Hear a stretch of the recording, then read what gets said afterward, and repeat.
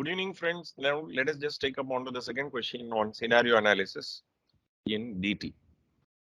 MCS Private Limited is a company engaged in providing consultancy and business advisory services. It provides a range of services including financial management, project advisory, business mergers, business valuation, etc. During the financial year 2021-22, it has provided various services and its gross receipts amounted to 7,000 lakhs. This is the first year of their operation and the company thinks it has defaulted in certain compliances.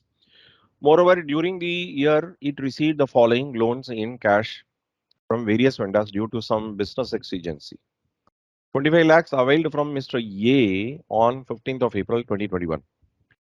Rupees 21,000 availed from Mr. B on 15th of May 2021. Rupees 11,000 availed from Mr. C on 15th of June 2021. Further, MCS Private Limited made the following loan repayments during the year: rupees 8,000 to Mr. A on 15th of July 2021 in cash, 2,50,000 to Mr. A on 15th of August 2021 through account pay check, rupees 21,000 to Mr. A on 15th of September 2021 through RTGS. Rupees 15,000 to Mr. A on 15th of October 2021 through cross check. MCS Private Limited has also received an amount of rupees 2 lakhs for services rendered to Mr. Shyam through bearer check. Also, he received cash of rupees 90,000 for services rendered to Mr. Ankit. Furthermore, MCS Private Limited does not know about the applicability of tax audit under Section 44AB of the Income Tax Act 1961. From the information given above, choose the most appropriate answer to the following question. We will go question by question. What is the amount of penalty, if any, which would be leviable on MCS Private Limited for availing loan in cash from various vendors?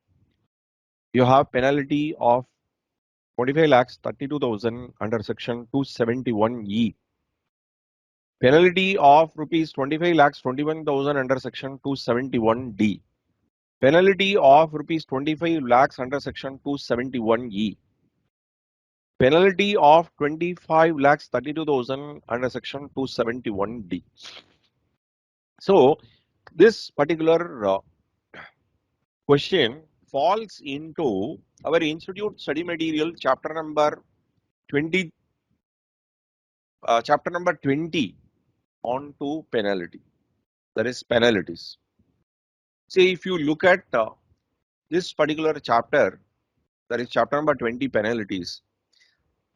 We will be coming to a conclusion as why the penalty had just come, what section of non-compliance or the non-compliance of which section would have invited into penalty clause, that we have got to have as a brief discussion.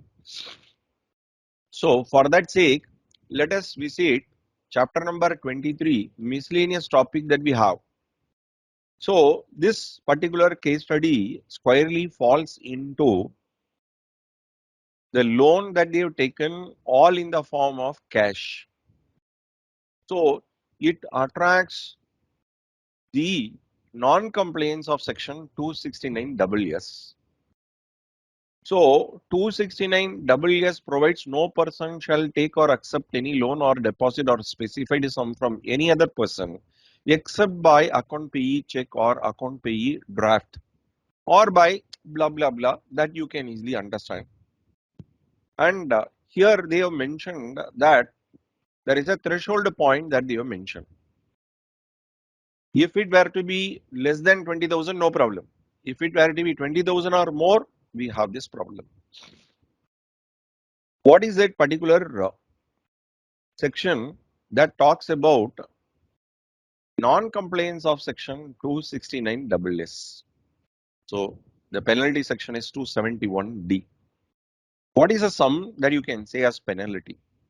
Here they have mentioned failure to comply with the provisions of section 269 SS. Penalty of a fixed sum equal to the amount of loan or deposit or specified sum taken or accepted otherwise than by way of account payee, check, bank draft or use of ECS through a bank account. Now, if you have a careful look, 25 lakhs will be attracted, 21,000 will be attracted, but 11,000 will not be attracted.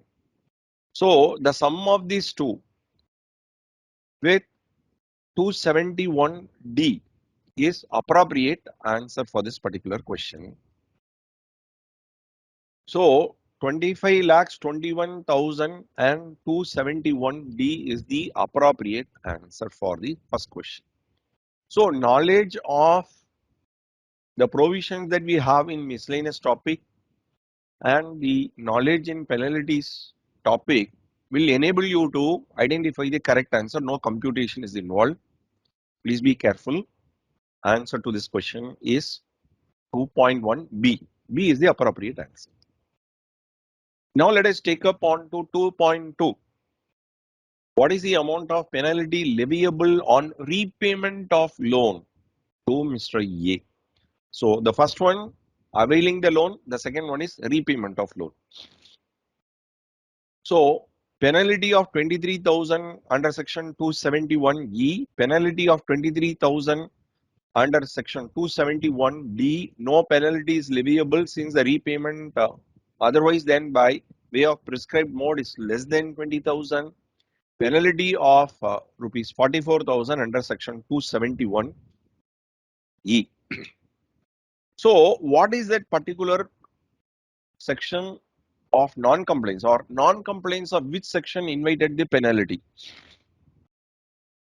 So we understand when it comes for repayment, it is 269T is the appropriate section that you got to take up.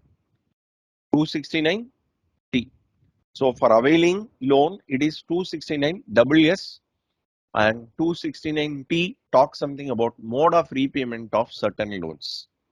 So once again, we have similar looking provisions that we have in 269T.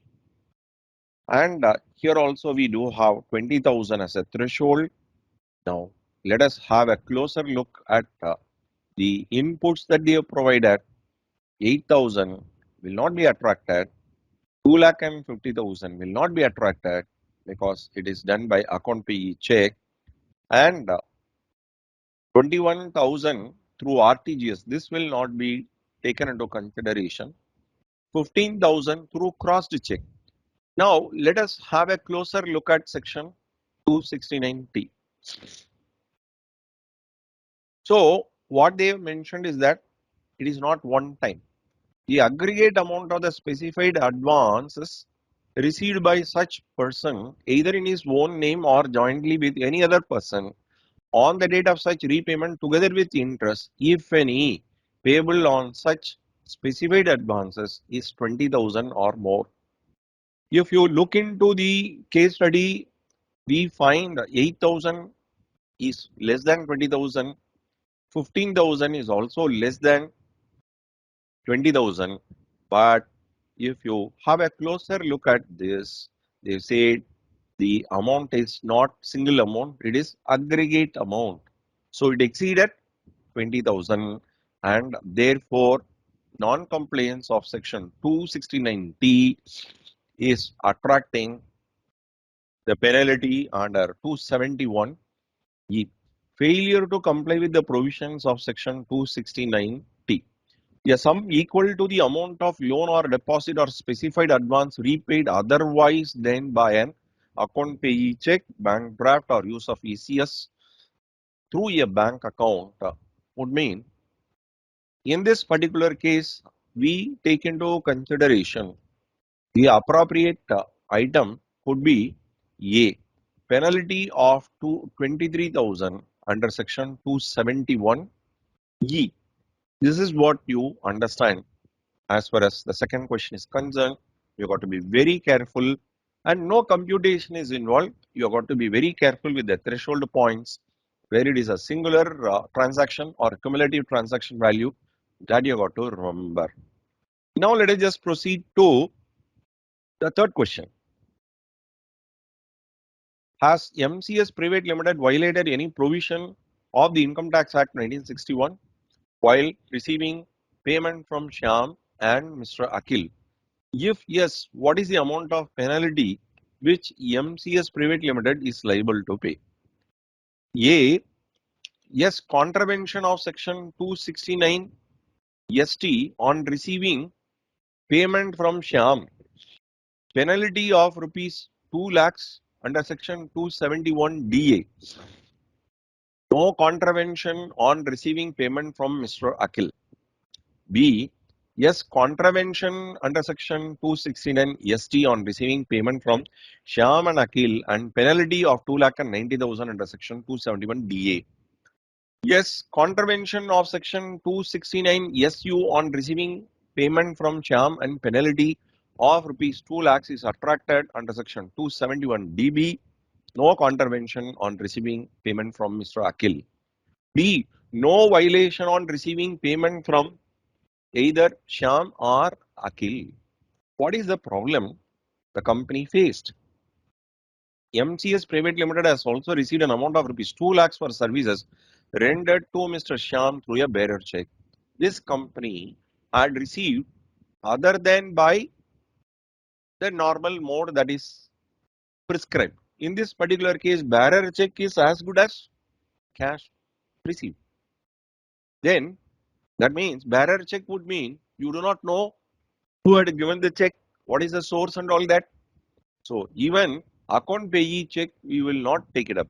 So it is not crossed check we will consider as a compliant. Account payee cross check is what we have got to take it up. So in this particular case, the company received, actually it is stated as also he received, actually he is not appropriate. The company received 90,000 from Mr. Ankit. So company received two such receipts other than the mode prescribed, and let us just check up as whether any threshold relaxation that they have provided. What is that appropriate section that you have got to check up? It is 269 ST is what we have got to take up. 269 ST. What is it they have mentioned here? Mode of undertaking transaction. No person receive an amount of rupees 2 lakhs or more. Correct. By applying in this particular case study, this 90,000 will not be attracted at all. So here they have mentioned 2 lakhs or more. So 2 lakhs is caught. And let us just know about the penalty applicable in this particular case. What is that we should take into account? Now, as far as failure to comply with the provisions of section 269 ST 271 DA, penalty of sum received in contravention of the provision of section 269 ST, that is sum of rupees 2 lakhs or more, received in aggregate from a person in a day or in respect of a single transaction or in respect of transaction relating to one event or occasion from a person otherwise than by an account payee check, bank draft or use of ECS through a bank. By looking into this, we understand 271 DA is applicable and only 2 lakhs will be attracted and payment that they have received, money that they have received from Akhil will not be attracted at all. Second one, they say 2 lakh and 90,000, not correct. Here they say no contravention is what they have mentioned, but they have given the inappropriate section of penalty. They have mentioned 271 DB. Please understand, section is also very important. You cannot invoke on a wrong section. So C is not correct. No violation on receiving payment from either Shyam or Akhil. Even this alternative is also not correct. So sometimes selection comes in the form of elimination also. You got to be very careful. Mark this particular alternative as very important. I wish that this problem comes in the main examination. Mark it out as very important. Now let us proceed to the last in this particular category. What is the time limit for for filing tax audit report for assessment year 22-23 and the amount of penalty leviable if the company does not file its tax audit report within the due date? Please understand, one important thing that we have is filing the tax audit report is given a month ahead of the last date for filing the income tax return. We all know that the last date for filing the return, income tax return, is 31st of October 2022. Therefore, in tax audit filing date is 1 month ahead. Now, between A and C, you will have the contest, and B and D will automatically fall. So, we are expected to check up the appropriate section for invoking this particular matter as far as the penalty leviable is concerned. Failure to file tax audit report. It is 271B is the appropriate section that we have got to take up. Failure to get accounts audited or obtain audit report under section 44AB or to furnish the report of such auditor with return of income. What is a quantum? Half a percentage of the total sales or lakh and 50,000, whichever is less.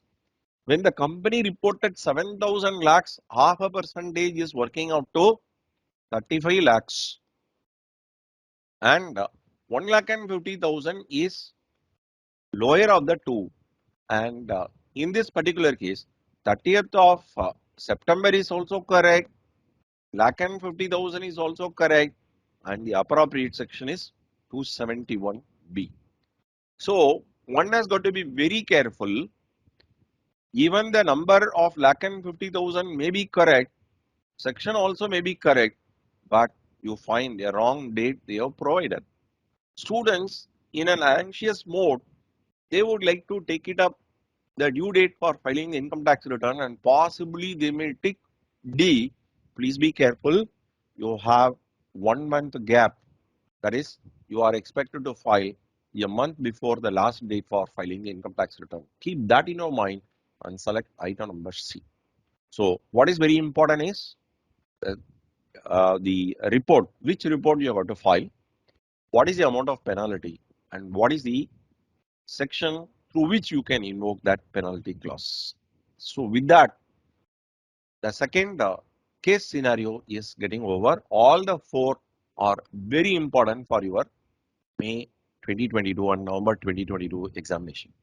Thank you.